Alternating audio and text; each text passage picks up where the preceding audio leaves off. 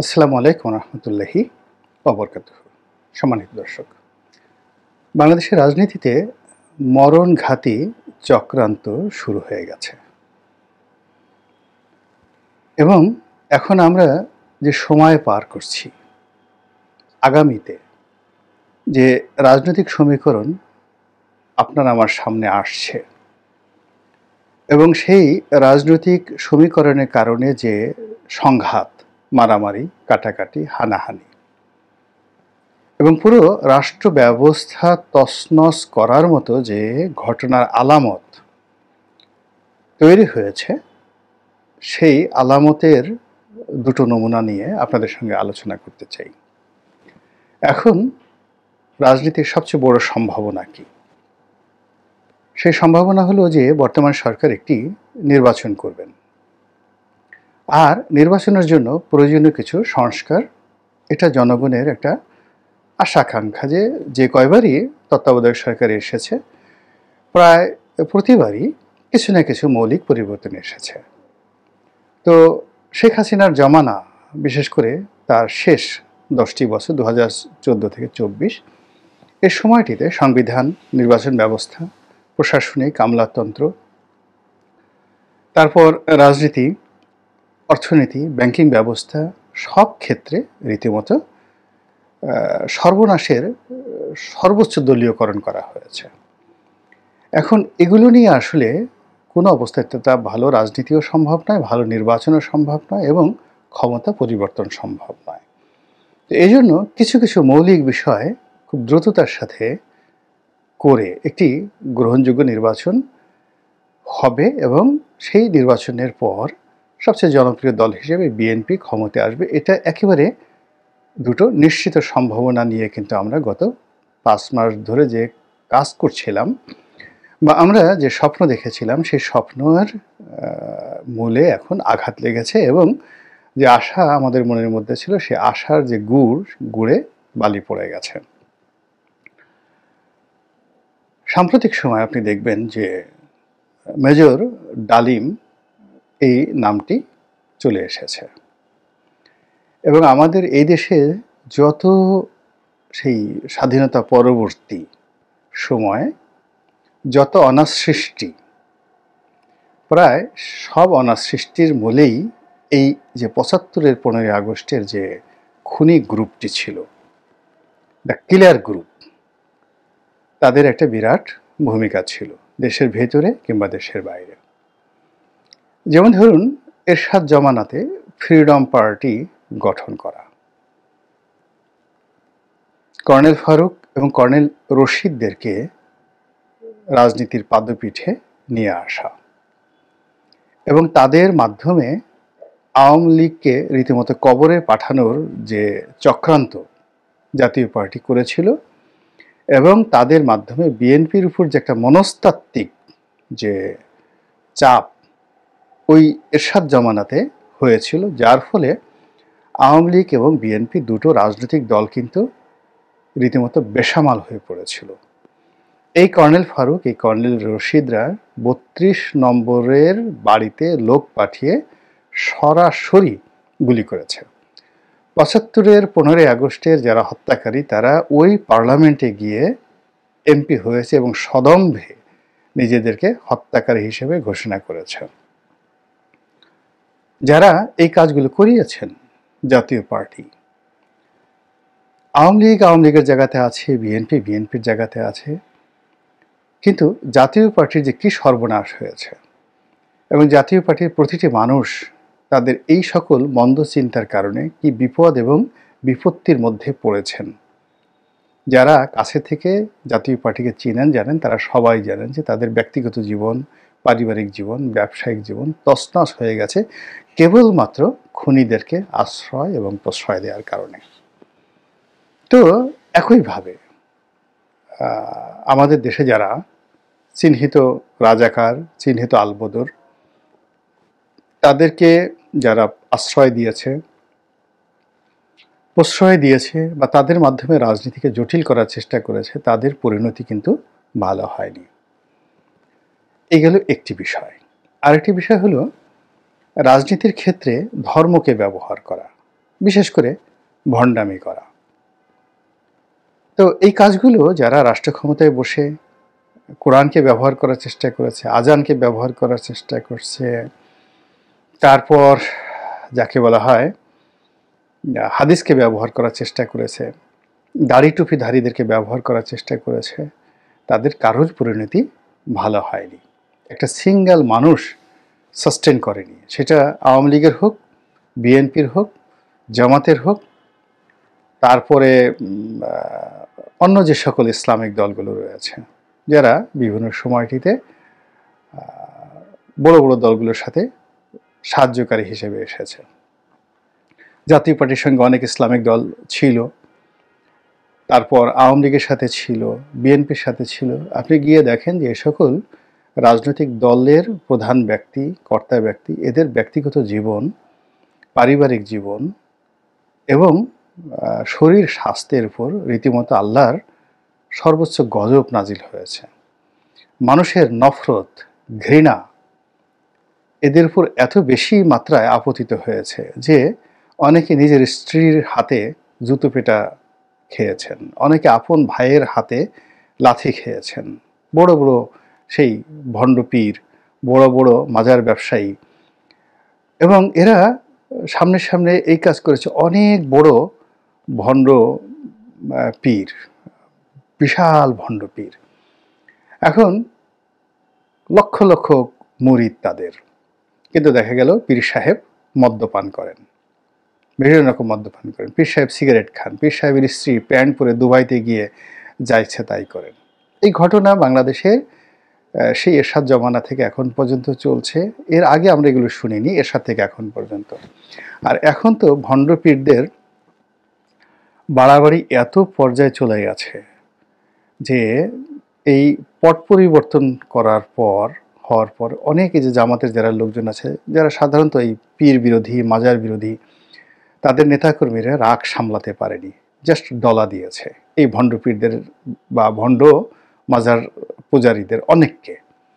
আর বড় বড় যে সকল ভণ্ড পীর রয়েছে, মাজার পূজারী রয়েছে, যাদের কোনো আয় নাই, রোজগার নাই, ইলম নাই, ইবাদত নাই, আমল নাই, একের নাই, শুধুমাত্র একেবারে কুড়ালের মতো, খুন্তার মতো, কোদালের মতো একটা জিহ্বা আছে, যেটা দিয়ে তারা প্রতিপক্ষকে কাফের কাফের কাফের, তাদের দৃষ্টিতে সবাই কাফের, তারা ছাড়া আর কেউ মুসলমান নয়। তারপর তাদের যে শরীর, আস্তে একটা ঘিয়ের কারখানা, চর্বির কারখানা, গাল দুটো তারপর শেষে থুতনির নিচে এবং ঘাড়ের পেছনে আর ভুঁড়িতে, মানে এদের দিকে যদি তাকান আপনার ক্রোধ আপনি রাখতে পারবেন না যে এত তেল, এত চর্বি এই সকল ভণ্ড পীরের কোত্থেকে এলো। এরা ওয়াজ করুক, যা কিছুই করুক না কেন, এরা মানে কি বলবো, বিকৃত রুচির, তাদের পোশাকে রুচির বিকৃতি, চশমা পরে চশমাতে রুচির বিকৃতি, তারা খাবার খায় রুচির বিকৃতি, অনেকের চোখ ছোট হয়ে গেছে, গাল বাঁকা হয়ে গেছে, আল্লাহর গজব নাজিল হয়ে গেছে অনেকের প্রতি। দেখলে বোঝা যায় যে চেহারার মধ্যে কোনো মানুষের হালত নেই, মানুষের হালত নেই, আজব হালত। এরকম অনেক দয়াল বাবা, কেবলা বাবা এই বাংলাদেশের, তাদের যে তাণ্ডব, এই তাণ্ডব হঠাৎ করে এই সময়টাতে মারাত্মকভাবে বেড়ে গেছে। এবং রাজনীতিতে এই সকল কেবলা বাবা, দয়াল বাবাদেরকে ব্যবহার করার চেষ্টা করা হচ্ছে। তো এর অ্যাগেনস্টে এই সকল যে মাজার পূজারী, পীর পূজারী, এদের অ্যাগেনস্টে জামাতের যে লড়াই এবং সংগ্রাম দীর্ঘদিনের। এখন জামাতকে আপনি যতই অপছন্দ করেন, যা কিছু করেন না কেন, কিন্তু কাদিয়ানীদের বিরুদ্ধে, এই সমস্ত ভণ্ড মাজার পূজারীদের বিরুদ্ধে, পীরদের বিরুদ্ধে তাদের লড়াই এবং সংগ্রাম, দেলোয়ার হোসেন সাঈদী দীর্ঘদিন লড়াই করেছেন। আবার এই প্রজন্মের জামাতের যে ইনি সবচেয়ে আকর্ষণীয় ম্যাজিক ম্যান জনাব আজাহারি, তো তিনিও যদি শুধুমাত্র এই মাজার পূজার বিরুদ্ধে থাকতেন, ধর্মীয় সংস্কারের মধ্যে থাকতেন, তাহলে জামাত থেকে শুরু করে বাংলাদেশের এই সকল কুসংস্কার যারা পছন্দ করে তারা সবাই ঝাঁপিয়ে পড়তেন। তার পেছনে। কিন্তু দেখা গেল যে তিনি অতি সম্প্রতি এসেছেন এবং কিছু রাজনৈতিক বক্তব্য দিয়েছেন এবং তার সেই রাজনৈতিক বক্তব্য স্পষ্টতই বিএনপির বিরুদ্ধে গেছে এবং বিএনপি এখন তাকে নিয়ে ঠাট্টা করছে, ট্রল করছে, আজে বাজে কথাবার্তা বলছে। এর ফলে কি হলো, জনাব আজাহারীকে নিয়ে যে সম্ভাবনা ইসলামিক অঙ্গনে ছিল, এই ভণ্ডপীরদের বিরুদ্ধে তিনি যেভাবে মত তৈরি করতে পারতেন, যেভাবে জনমত গঠন করতে পারতেন, যেভাবে ইসলামের ব্যাখ্যা দিতে পারতেন, সেই সম্ভাবনাটা নষ্ট হয়ে গেছে। এখন তার প্রতি এই রাজনৈতিক কারণে মানুষের অ্যাটেনশন থাকবে না, অর্থাৎ তার সম্ভাবনাটা নষ্ট হলো। অধিকন্তু তিনি একটা বিরাট রাজনৈতিক শক্তির তিনি শত্রুতে পরিণত হলেন। এবং আমি একটা ভিডিওতে বলেছিলাম যে জনাব দেলোয়ার হোসেন সাঈদী তার সকল গুণাবলী, আমার রেসপেক্ট সর্বোচ্চ জায়গাতে তিনি আছেন, কিন্তু জামাতের যারা লোকজন আছে তাকে আওয়ামী লীগের বিরুদ্ধে এভাবে ব্যবহার করেছে, বা তিনি আওয়ামী লীগের বিরুদ্ধে ব্যবহৃত হয়েছেন, অথবা তিনি আওয়ামী লীগের বিরোধিতা করেছেন। তার ফলে কি হলো, তার দ্বারা যে সম্ভাবনা ছিল ইসলামের খেদমতের, সেই সম্ভাবনাটা আমরা মানে যাকে বলে নিজের হাতে গলা টিপে শেষ করে ফেলেছে। এবং এখন যেটা বলতে হয় যে আজহারী সাহেব তরুণদের কাছে যেভাবে থাকুন না কেন, কিন্তু আমার বিবেচনায় দেলোয়ার হোসেন সাঈদীর বাংলাদেশের দ্বিতীয় কোনো বিকল্প হবে না, ইন অল রেসপেক্ট, তার বিনয়, তার ভদ্রতা সব মিলিয়ে।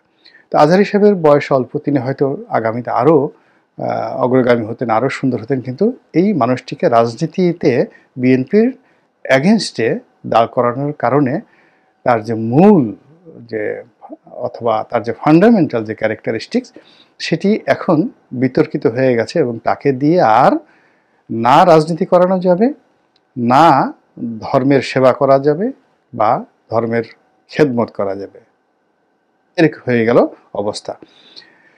তো এই গেল মানে ধর্মকে রাজনীতির ক্ষেত্রে ব্যবহার করার ক্ষেত্রে আজহারী সাহেবদের সঙ্গে বিএনপির যে দ্বন্দ্ব সংঘাত, ফেতনা ফ্যাসাদের পরিণতি, যে পরিণতিতে আলটিমেটলি বিএনপির কি হবে বা না হবে, কিন্তু জামাতেরও কিছু হবে না, কিন্তু আজহারী সাহেবের সম্ভাবনাটা নষ্ট হয়ে যাবে। অন্যদিকে এই মুহূর্তে বিএনপিকে নাজেহাল করার জন্য মেজর ডালিমকে যে বা যারা সামনে এনেছে, এর পেছনে তো আনার পেছনে বিরাট একটা ম্যাটিকুলাস প্ল্যান আছে। এটা যে কেবলমাত্র আমার মতো একজন ইউটিউবার বা ইলিয়াসের মতো একজন ইউটিউবার তাদের যে ভূমিকা আছে, I do not think so. ওনাকে আনার পেছনে, ওনাকে দিয়ে কথা বলার পেছনে, উনি কী কী কথাগুলো বলবেন, প্রতিটি কথা এখানে অনেকটা শব্দ বোমার মতো। এখন তিনি জিয়াউর রহমানকে টার্গেট করেছেন, তিনি বেগম জিয়াকে টার্গেট করেছেন, এবং তিনি এমন কতগুলো প্রশ্ন সামনে নিয়ে এসেছেন যেটা মুক্তিযুদ্ধ, ৭২-এর সংবিধান, আওয়ামী লীগ এবং বিএনপি যুগপৎভাবে সবার সঙ্গে উনি যাদের পক্ষ হয়ে এসেছেন, এটা সবাই ওপেন সিক্রেট, কারা তাকে এনেছে, তাদের সঙ্গে যে সংঘাতটা শুরু হয়ে গেল, এই সংঘাত কিন্তু এই গ্রুপের সঙ্গে ইতিপূর্বে আওয়ামী লীগের হয়েছে, জাতীয় পার্টির হয়েছে, বিএনপির হয়েছে, এমনকি 111-এর হয়েছে। এর কারণ হলো যে যারা মেজর ডালিমকে বিভিন্ন সময় ব্যবহার করার চেষ্টা করেছে, কর্নেল ফারুককে ব্যবহার করার চেষ্টা করেছে, রশিদকে ব্যবহার করার চেষ্টা করেছে, তো কর্নেল বজলুল হুদাকে ব্যবহার করার চেষ্টা করেছে, তারা যেভাবে ক্ষতিগ্রস্ত হয়েছে অন্য সবাই ক্ষতিগ্রস্ত হয়েছে। তো এখানে মেজর ডালিমের জন্য যেটা হয়েছে সেটা হলো উনি এখন ওনাকে নিয়ে বিতর্ক হচ্ছে যে সে কি অরিজিনাল ডালিম না নকল ডালিম। তো ওনার পরিবারে যারা লোকজন আপনজন আছেন, বিশেষ করে তার এক আত্মীয় ইউটিউব করেন মুফাসসিল ইসলাম, তো তিনি বললেন যে না, এটা ঠিক আছে, অরিজিনাল মেজর ডালিম। এখন সেই অরিজিনাল মেজর ডালিম যে সকল কথাবার্তা বলেছেন, সেখানে তিনি শুধু ঘৃণা ছড়াচ্ছেন, বিদ্বেষ ছড়াচ্ছেন, এবং তার যে কর্মটি জাস্টিফাই করার চেষ্টা করছেন। এখানে একটা বিষয় আমাদের আলাদা করতে হবে, সেটি হলো যে হাওয়া ভবন, খাম্বা, বিএনপির বিভিন্ন রাজনৈতিক ব্যর্থতার সঙ্গে শহীদ প্রেসিডেন্ট জিয়াউর রহমানের যে নেম ফেম, তার যে সততা, ন্যায়নিষ্ঠতা, এটাকে কোনো অবস্থাতেই তুলনা করা যাবে না। এমনকি রাষ্ট্রপতি জিয়াউর রহমানের যে সফলতা, তার সঙ্গে যদি আপনি কর্নেল তাহেরের ফাঁসি বা তার অন্যান্য যে সিদ্ধান্তগুলো, নেতিবাচক সিদ্ধান্ত, এগুলোকে মিলানোর চেষ্টা করেন, ওটা এত বড়, মানে জিয়াউর রহমানের মুক্তিযুদ্ধের ভূমিকা থেকে শুরু করে রাষ্ট্রনায়ক হিসেবে তার যে সফলতা এত এত বিশাল, হিমালয়ের মতো। ফলে তার যে কোনো ভুল ত্রুটি আপনি সামনে আনার চেষ্টা করেন। এখন যদি আপনি বলার চেষ্টা করেন যে মেজর ডালিমকে তিনি বাংলাদেশে থাকতে দেননি, বেগম জিয়া তার স্ত্রীকে গৃহবন্দী করে রেখেছেন, এর একটাও কাজে আসবে না। বিএনপি তার জায়গাতে আরও শানিত হবে। অনুরূপভাবে বঙ্গবন্ধুর ৪র্থ সংশোধনী, বাকশাল গঠন, রক্ষী বাহিনী গঠন, রাষ্ট্রনায়ক হিসেবে ব্যর্থতা, শেখ হাসিনার শাসনের এই যে তিনটি নির্বাচন, এ সব কিছু আপনি বাদ দেন, কিন্তু 1954 থেকে 1971 পর্যন্ত বা 1973 পর্যন্ত পুরো সময়টিতে বাংলার রাজনীতি, অর্থনীতি, সমাজ ব্যবস্থা, সব জায়গাতে বঙ্গবন্ধুর যে মুকুটবিহীন তার যে রাজত্ব, তিনি যে মুকুটবিহীন সম্রাট রূপে ইতিহাসের যে স্থানটি দখল করেছেন, তার হত্যাকারীর বংশধর, আত্মীয় স্বজন কিয়ামত পর্যন্ত এই বাংলাদেশে লানতের শিকার হবেন। অর্থাৎ এই বাংলাতে কেউ যদি বলে আমি কর্নেল ফারুকের মেয়ে, কর্নেল রশিদের নাতি, মেজর ডালিমের চাচাতো ভাই, খালাতো ভাই, বিশ্বাস করেন এই সমাজে এখনও তারা, এখন তো আওয়ামী লীগ নেই, এখনও তারা সমাজের কোনো একটা লোক তাদেরকে ডেকে বলবে না যে ভাই আপনি আসছেন, একটা ভালো কাজ করছেন, আসেন এক কাপ চা খান। এই লানত, মানে এই হত্যাকারীদেরকে নিয়ে। তো কাজেই যখন একজন মানুষ, সাধারণ একজন মানুষকে হত্যা করে, অ্যাজ ইট ইজ আল্লাহর দরবারে মনে হয় সে সারা দুনিয়াকে হত্যা করেছে। আর সেখানে বঙ্গবন্ধুর মতো একজন মানুষকে যারা হত্যা করেছেন, তো তার পরিবারকে হত্যা করেছেন, তাদেরকে সামনে এগিয়ে আনা, এটা যে কত বড় নির্বুদ্ধিতা, কত বড় যে ভুল সিদ্ধান্ত এবং কত বড় যে আত্মঘাতী, এটা বোঝার জন্য বা এটার প্রমাণ পাওয়ার জন্য হায়েস্ট 30 days to 60 days আপনাদেরকে আর মাত্র 60 দিন অপেক্ষা করতে হবে। এর মধ্যে আপনারা বুঝতে পারবেন যে এই যে দৃশ্যপটে মেজর ডালিম চলে আসা এবং তাকে সরাসরি এখন এখানে উনি আওয়ামী লীগকে যত গালাগালি করেন, বঙ্গবন্ধুকে যত গালাগালি করেন, শেখ হাসিনাকে গালাগালি করেন, ওগুলো মানুষ কগনিজেন্সে নিচ্ছে না, বিকজ তারা এখন ফিল্ডে নেই। ফিল্ডে আছে বিএনপি, এবং তিনি যে সকল কথা জিয়াউর রহমান সাহেবের বিরুদ্ধে বলেছেন, বেগম জিয়ার বিরুদ্ধে বলেছেন, তার যে সকল কথা বিএনপির বিরুদ্ধে চলে গেছে, ওটা এখন মানুষ কগনিজেন্সে নিচ্ছে। আর কগনিজেন্সে নেওয়ার কারণে বিএনপির পুরো সাংগঠনিক ক্ষমতা, রাজনৈতিক ক্ষমতা, মন এবং মানসিকতা, এই যারা ডালিম, মেজর ডালিমকে প্রমোট করেছে, মেজর ডালিমকে দৃশ্যপটের সামনে এনেছে, এনে মূলত বিএনপিকে প্রশ্নবদ্ধ করার চেষ্টা করেছে। তারা মূলত বিএনপির মধ্যে যে জাতীয়তাবাদ রয়েছে, সেই জাতীয়তাবাদের মধ্যে রীতিমতো বারুদ ঢুকিয়ে দিয়েছে। ফলে বিএনপির শক্তিমত্তা বাড়বে, বিএনপির মধ্যে ঐক্য বাড়বে, এবং বিএনপি যে মারমুখী আচরণ করবে আগামী দিনে, সেই মারমুখী আচরণের কারণে এই মেজর ডালিমকে প্রমোটকারী যে গোষ্ঠীটি, সেই গোষ্ঠীটি বিভিন্ন সময়ে যে বিপত্তিতে পড়েছে, যে লাঞ্ছনা গঞ্জনা, জেল জুলুম হুলিয়ার মধ্যে পড়েছে, আগামীতে সরকারিভাবে, বেসরকারিভাবে, রাষ্ট্রীয়ভাবে, দলগতভাবে তারা আরও বেশি বিভৎস এবং কদর্য অবস্থার মধ্যে পড়বে বলেই আমি মনে করি। আল্লাহ আমাদের সবাইকে হেদায়েত দান করুন এবং হেফাজত করুন। আসসালামু আলাইকুম ওয়া রাহমাতুল্লাহি ওয়া বারাকাতুহু।